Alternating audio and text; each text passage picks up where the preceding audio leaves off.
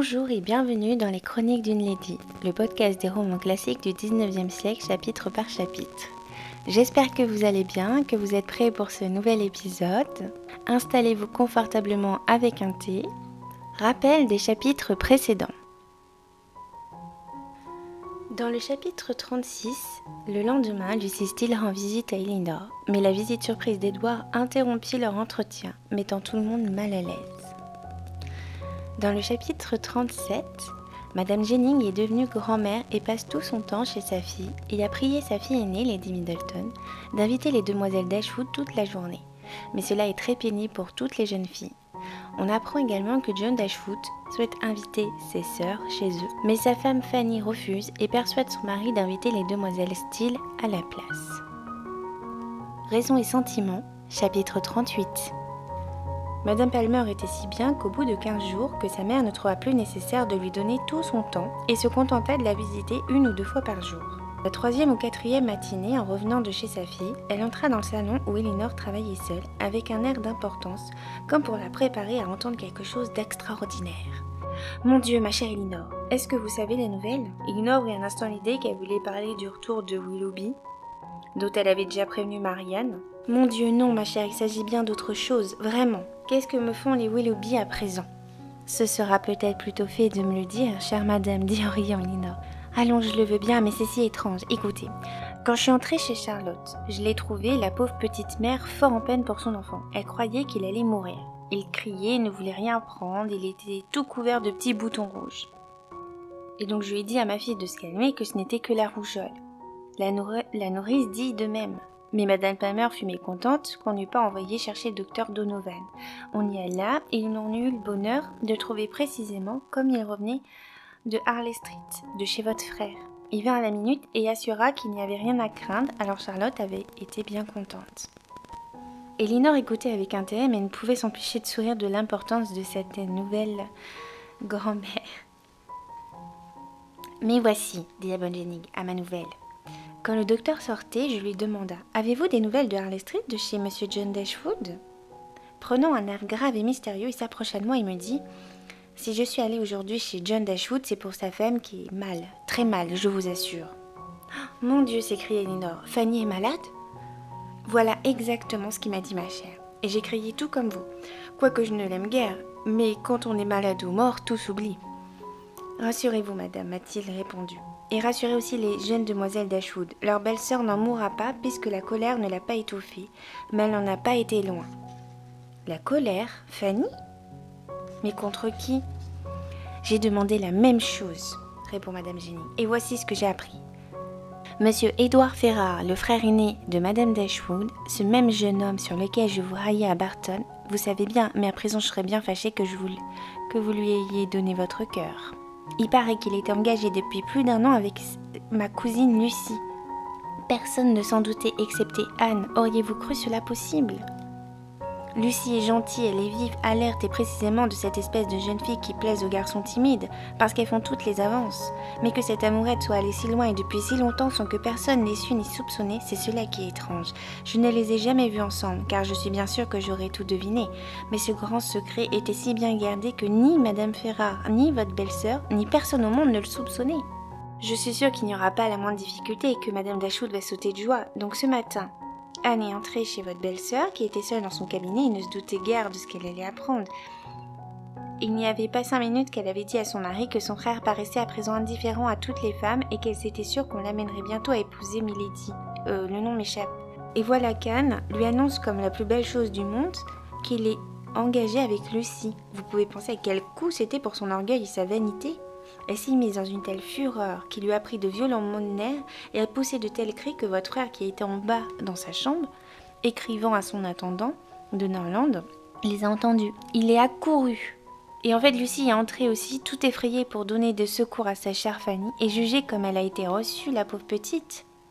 Votre belle-sœur était comme une furie et n'a cessé ses injures que lorsqu'un nouvel accès l'a fait s'évanouir. Anne à genoux pleurait amèrement, tout le monde l'a grondée, sa sœur au désespoir qu'elle eût trahi son secret l'a battue, dit-on.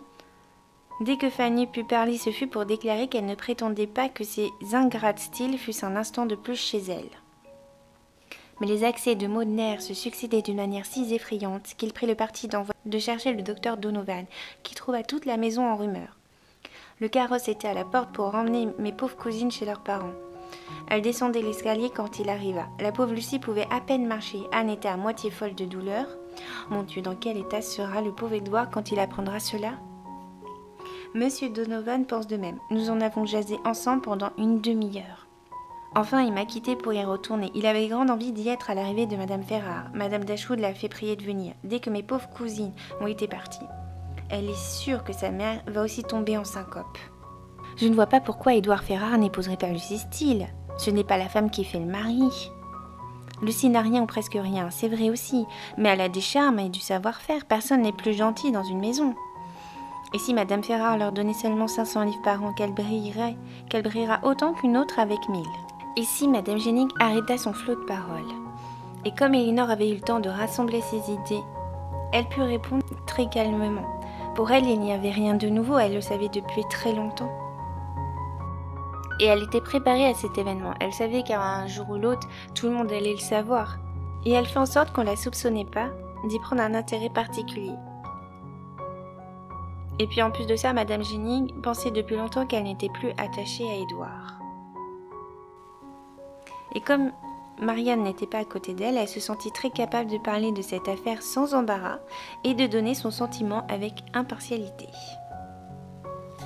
Cependant, elle était inquiète de ce que ferait Madame Ferrare pour l'empêcher, et plus inquiète encore de la manière dont Édouard se conduirait. Il n'était plus lié à Lucie par l'amour, il en était sûr, mais il l'était par l'honneur. Et comme Madame Jennings ne pouvait parler d'autre chose, il devenait indispensable d'y préparer Marianne. Il n'y avait pas de temps à perdre. Lui faire connaître l'exacte vérité. Et tâcher de l'amener à en entendre parler sans trahir ni son chagrin relativement à sa sœur, ni son ressentiment contre Édouard. La tâche d'Elinor était vraiment pénible. Elle alla détruire la seule consolation de sa sœur qui lui disait souvent « Chère Elinor, le meilleur moyen que j'ai de ne pas m'occuper de Willoughby, c'est de penser à Édouard, au bonheur dont vous jouirez ensemble et de me dire que vous le méritez plus que moi. » Elinor se hâta de la joindre et de commencer son récit. Sa narration fut claire, simple, et quoiqu'elle ne pût la faire sans émotion, elle ne fut accompagnée ni d'une agitation violente, ni d'un chagrin immodéré. Il n'en fut pas de même de Marianne. Elle l'écouta avec horreur et poussa les hauts cris. Mais Marianne, pendant longtemps, ne voulut rien entendre. Édouard était un second Willoughby, et bien plus coupable encore. Elle demanda également depuis combien de temps elle savait cet odieux événement, et si c'était Édouard qui le lui avait écrit. « Je le sais depuis 4 mois, dit Elinor, et non pas lui. Quand Lucie vint à Barton en novembre dernier, elle me le confia sous le sceau du secret. Oh, Dieu, vous savez depuis 4 mois et par celle qui l'emportait sur vous? Ah, chère Elinor, dit-elle en fondant en larmes et se jeta au cou de sa sœur. Quoi, pendant que vous me joignez avec tant de tendresse, de calme, de raison, un chagrin si semblable au mien pesait sur votre cœur. Ah Dieu, et je vous reprochais d'être heureuse. Mais qu'est-ce qui vous a soutenu? Le sentiment de mon devoir, ma promesse à Lucie m'obligeait au secret, répond Elinor. Je lui devais de ne rien dire ni ne rien faire qui pût trahir la vérité. Je devais à ma famille, à mes amis, et ne pas exciter leur sollicitude sur moi en leur laissant remarquer que j'avais un chagrin caché et que je ne pouvais leur confier. Enfin, je me devais à moi-même de ne pas paraître trop humiliée, trop malheureuse aux yeux de ma rivale, et à Édouard de ne pas augmenter la peine qu'il avait peut-être à tenir ses promesses. Oui, je l'aime, répondit Elinor. Je travaillais en silence pendant que cet événement était un secret pour tout le monde, excepté pour moi seule. À le supporter avec courage quand il éclaterait. Ce moment est arrivé et je vous assure que je puis en parler à présent sans trop d'émotion. Ne comparez pas votre malheur au mien, ils n'ont pas plus de rapport que nos caractères. Je perds plus que vous peut-être en perdant Édouard, mais j'ai plusieurs motifs de consolation que vous n'aviez pas. Je puis encore estimer Édouard et ne lui reproche aucun tort essentiel. Je désire son bonheur, je l'espère quoiqu'il n'ait pas choisi la compagne qui lui aurait convenu, mais il sera soutenu comme moi par le sentiment d'avoir fait que sa conscience lui dictait. Lucie ne manque ni d'esprit ni de bon sens, ses défauts tiennent à son absence totale d'éducation. Il n'a point aimé Lucie, dit vivement Marianne. Il ne l'aimera jamais ou il n'a jamais aimé Elinor. Bien certainement, un cœur tel que celui que vous supposez à Édouard ne peut s'attacher 2 fois et à 2 objets aussi différents. Vous en revenez toujours à votre système de constance éternelle, ma chère Marianne.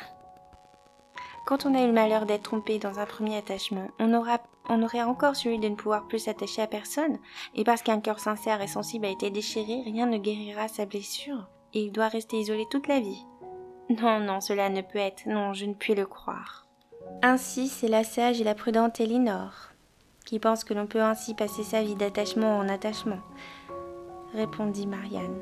Car s'il faut supposer la possibilité d'aimer 2 fois, il n'y a plus de bornes, pourquoi pas 3, 10, 20, 30 ? N'exagérez pas, chère Marianne, dit Elinor en souriant, mais je crois que celui ou celle qui a été trompé une fois ne le sera pas 2. Un second attachement n'aura peut-être pas la vivacité du premier, mais n'en aura ni la promptitude ni l'illusion, et l'on cherchera à bien connaître la personne avant de s'y attacher. On n'aime que ce qu'on estime, et alors on peut aimer toujours. Alors je ne sais pas ce que vous en pensez, mais c'est tout à fait ça. Et d'ailleurs, heureusement, si on restait comme Marianne, si notre premier amour était le seul qu'on puisse avoir, et qu'on peut aimer qu'une seule fois et que ça se passe mal, et du coup on est malheureuse toute sa vie, on doit rester toute seule. Ça serait vraiment très triste. Heureusement que on peut retomber quand même amoureux. Et c'est vrai que les amours passés nous permettent de ne plus être dans cette illusion, de chercher à bien connaître la personne avant de s'attacher, pour ne pas encore se faire avoir. Donc on voit qu'ici Elinor espère trouver l'amour par la suite, même si cela prend du temps. Marianne répond qu'elle pense que la perte de celui qu'elle aimait la touche aussi peu.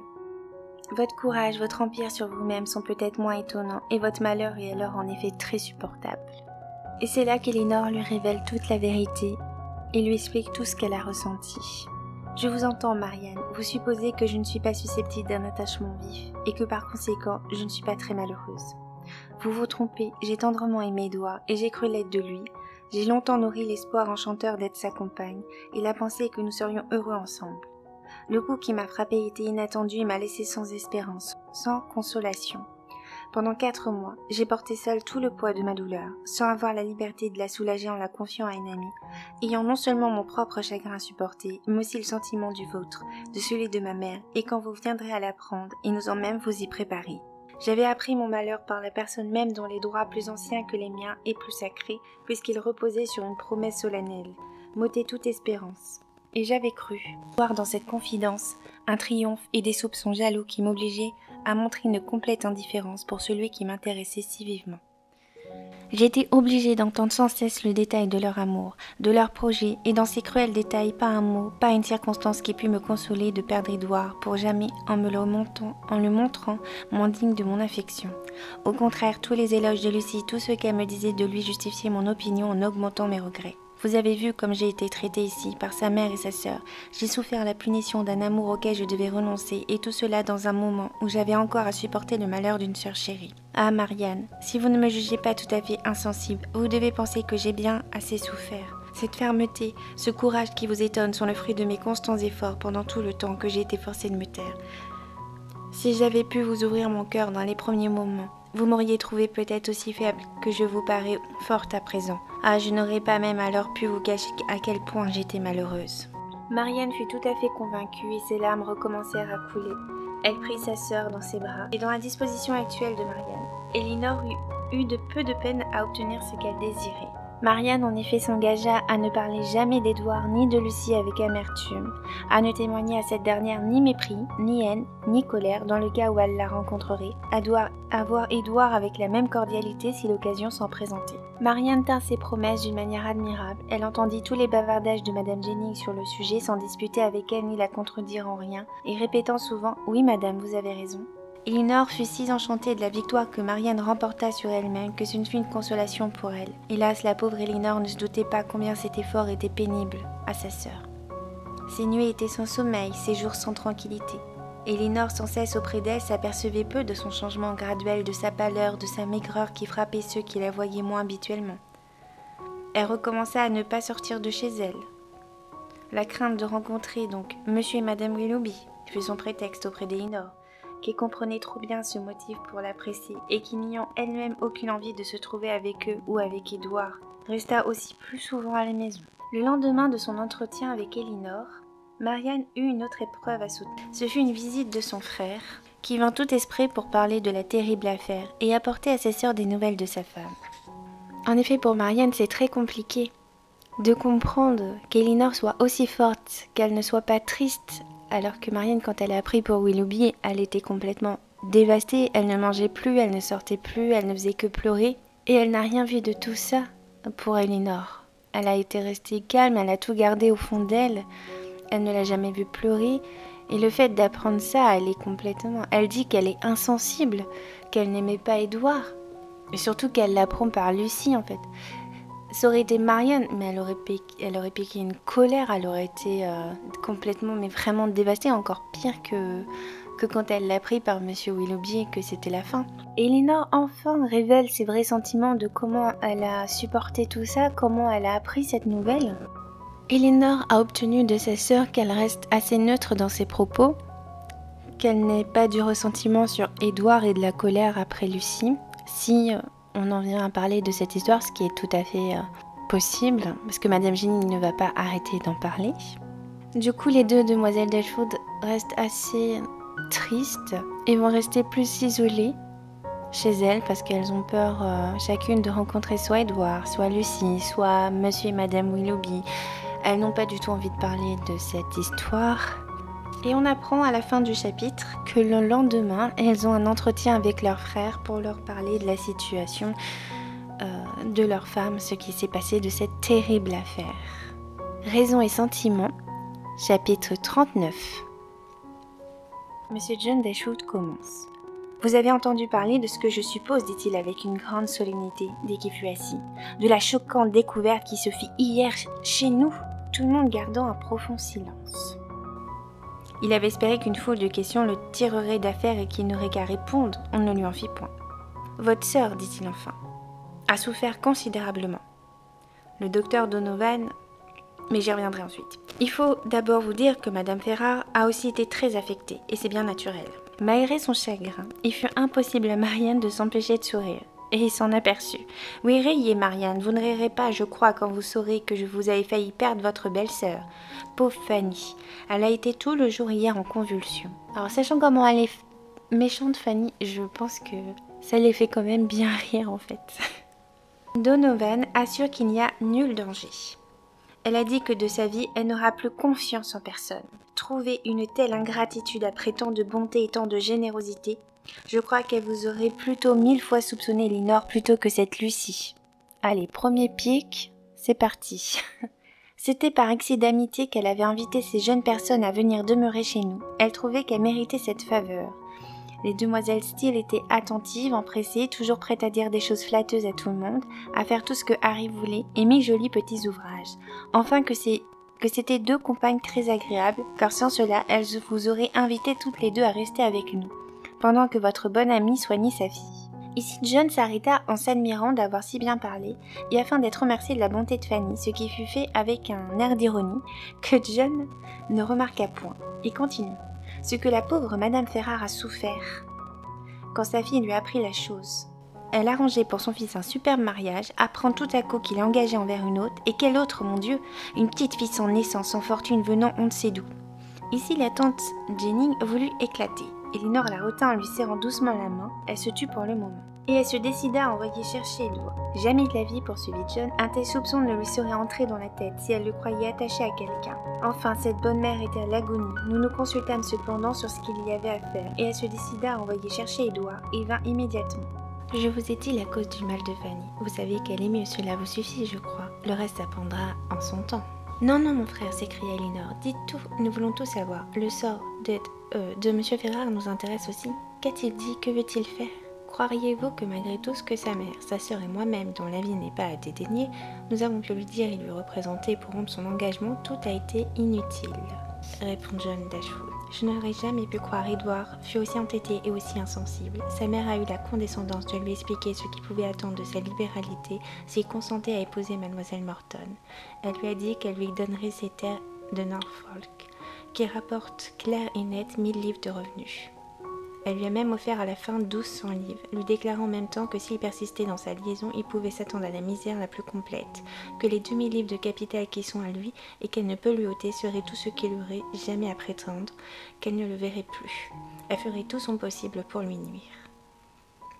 Édouard dit peu de choses, mais de la manière la plus ferme et la plus décidée.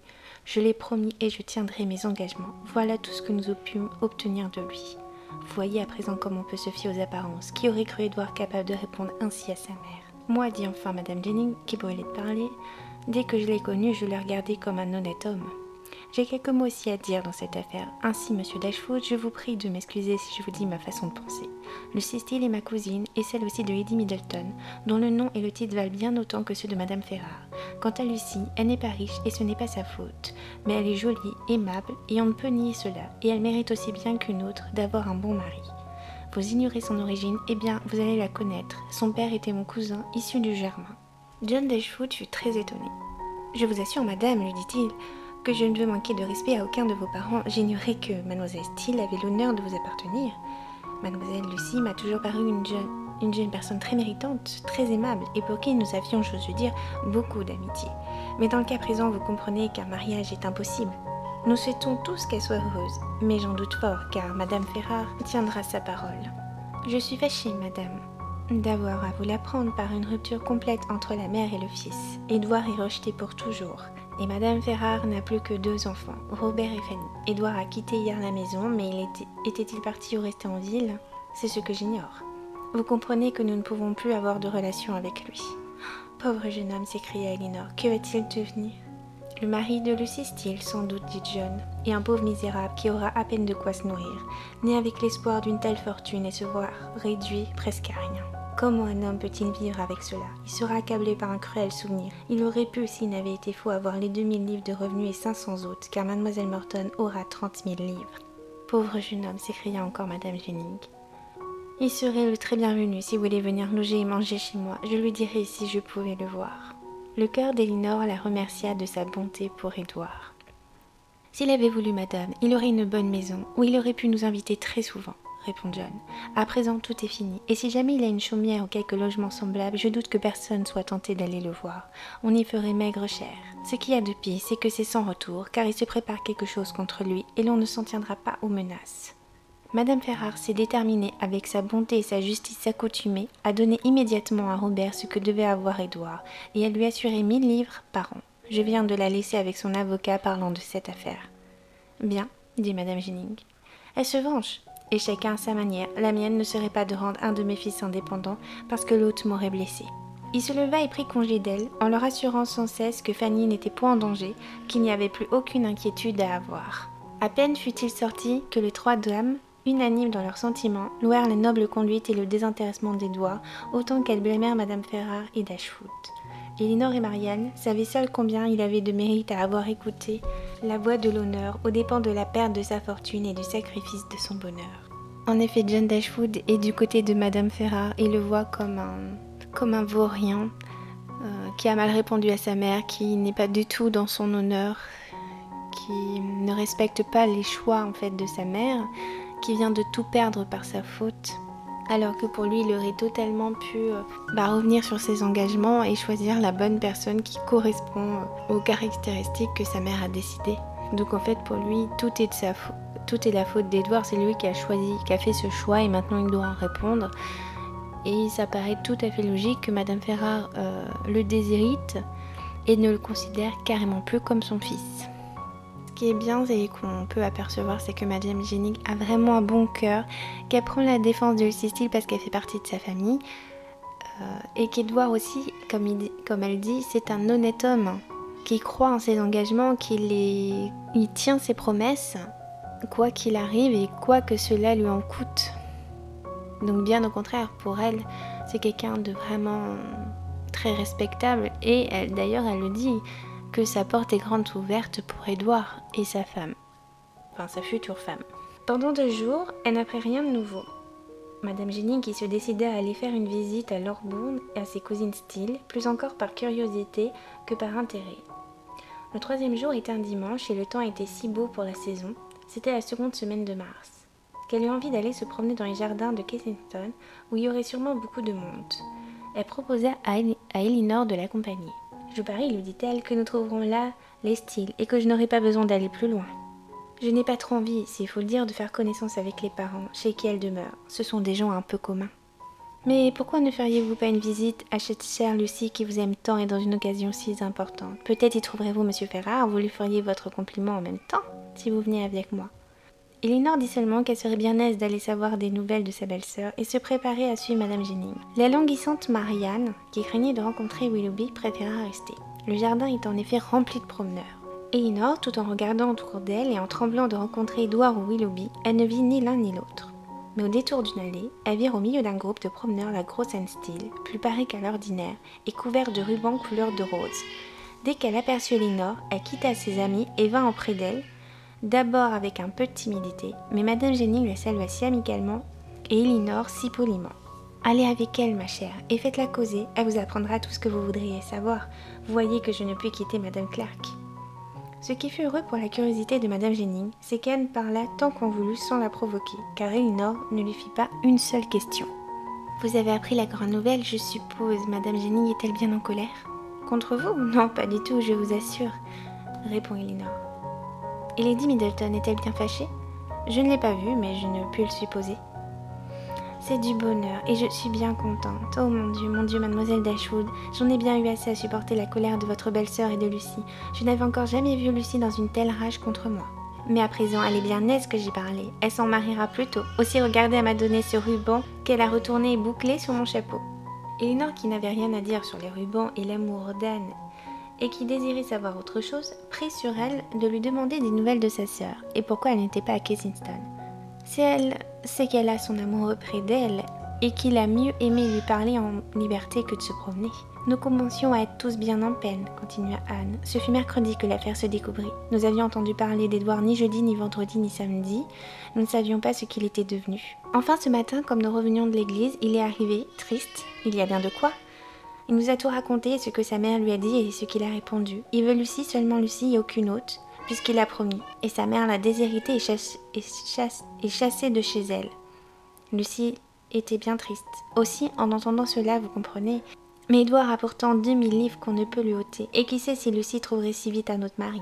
Elle a pensé à tout cela, et elle a dit à Édouard qu'il pourrait fort bien vivre là-dessus. Je vous en conjure, chère Lucie, lui disait Édouard. Pensez-y bien, je ne veux pas vous entraîner à votre perte, et quoique je sois prêt à tenir mes engagements, je vous dégage des vôtres si vous pensez que je ne sois plus assez riche pour vous épouser. Je ne puis supporter de vous placer dans une situation qui peut devenir déplorable. Si quelque malheur me faisait perdre mes 2000 livres, je serais sans ressource aucune. J'ai bien l'idée d'entrer dans les ordres et de suivre la carrière de l'Église, mais sans protection, je ne puis prétendre qu'à une simple cure, et vous savez que c'est bien peu de choses. Vous êtes donc libre, Lucie, renoncez à moi si vous le préférez, je comprendrai vos raisons et je n'en serai pas du tout blessée. C'est pour votre intérêt seul que je vous le propose, car pour le mien mon sort est fixé. Je ne puis obéir à ma mère, elle m'a rejetée si je n'épousais pas mademoiselle Morton, et je ne l'épouserai jamais. Si vous consentez à rompre notre engagement, j'ai assez pour moi seule, et jamais je ne me marierai. Et qu'a répondu Lucie ? Demanda Elinor dans une grande agitation. Vous concevez bien qu'elle n'a pas voulu entendre parler de rupture. Qu'elle voulait l'épouser absolument, partager sa bonne ou sa mauvaise fortune. Il lui a dit « Chère Lucie, je vous remercie de votre confiance en mon honneur et de votre attachement pour moi. Ils ne seront pas trompés, et je m'efforcerai de vous rendre heureuse. » Il fallait entendre comme il soupirait en finissant. Ils sont ensuite convenus qu'ils iraient directement à Oxford prendre les ordres et qu'ils attendraient pour se marier qu'il pût avoir une bonne cure où ils puissent se loger. Voilà tout ce que j'ai entendu. Et ma cousine est venue me dire que Madame Richardson était en bas dans son carrosse et voulait mener une de nous à Kensington. Il y a une chose dans votre récit que je ne comprends pas, dit Elinor. Vous êtes entrée dans la chambre et vous les avez interrompus? N'étiez-vous donc pas avec eux? Non, certainement, je n'y étais pas, dit Anne fièrement. Croyez-vous que je ne sache pas que les amoureux aiment être seuls? Et puis Lucie m'aurait bien grondé. Non, dès qu'il est entré, je suis sortie, mais j'ai tout entendu derrière la porte. Comment? Mais c'est mal à vous, j'ose vous le dire, de surprendre ainsi les secrets de votre sœur. Et pourquoi pas, dit Anne en riant. Il n'y a point de mal à cela, je suis bien sûre que Lucie ferait de même. Puis comment saurait-on qu'on veut cacher si l'on n'écoutait pas? D'ailleurs, ne sais-je pas tout depuis longtemps? N'étais-je pas sa confidente? Sans doute, dit Elinor. Elle aimait de voir bien tendrement. Oh oui, passionnément, surtout dans les commencements. À présent, entre nous, elle le trouve un peu froid. Elle dit que c'est bien dommage qu'il ne soit pas beau et gentil. comme son frère, mais enfin elle l'aime assez pour l'épouser et elle fait bien. Il n'en viendrait peut-être pas un autre. Et puis saurait-on dans le monde si c'est elle qui ne l'a pas voulu. Pauvre Édouard, pensa Elinor, à quelle femme va-t-il être associé? Donc en fait, on a appris que Édouard a tout fait pour lui donner la possibilité à Lucie de se désengager parce qu'il veut pas l'emmener dans sa perte. Donc voilà, il la dégage de ses engagements. Il lui dit même que il serait prêt à obtenir les ordres, sa cure pour lui seul et qu'il l'attendrait, qu'il ne se remarierait même pas. Si elle était prête à rompre ses engagements, qu'il n'écouterait de toute manière pas sa mère, il était hors de question pour lui d'épouser Mademoiselle Morton. Je pense qu'il préfère faire un choix de cœur que de raison ou d'obligation par rapport à ses parents, donc là à sa mère. Lucie, comme à son habitude, trop fière d'avoir enfin gagné Édouard, on peut le voir comme ça, ne refuse à tout prix de rompre. Mais Anne a entendu et d'après ce qu'elle s'est confiée, elle trouve maintenant Édouard un peu trop froid et qu'il soit pas aussi beau et gentil que son frère. Donc le pédant Robert, elle le préfère. Donc cette Lucie, elle est jamais contente en fait.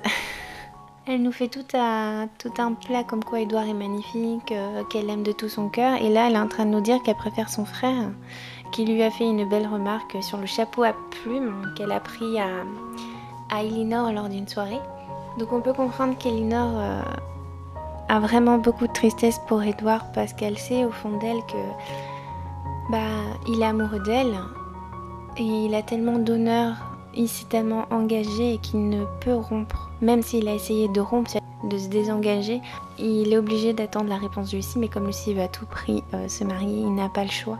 Et en se mettant à sa place, je peux comprendre qu'elle soit vraiment très triste pour lui.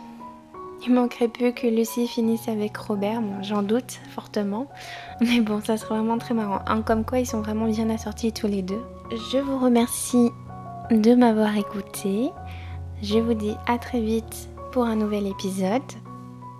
Je vous souhaite une très belle semaine et à bientôt.